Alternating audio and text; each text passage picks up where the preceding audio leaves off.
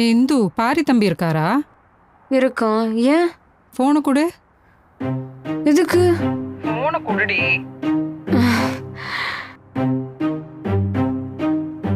உங்ககிட்ட தான் பேசணுமா? சொல்லுங்கம்மா. பாரி தம்பி, நம்ம கிச்சன்ல பைப்பு லீக் ஆகுது. கொஞ்சம் வந்து பாக்குறீங்களா?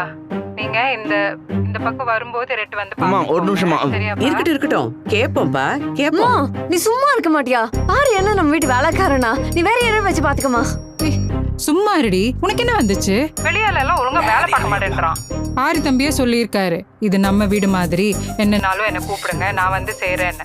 தெரியுமா உனக்கு?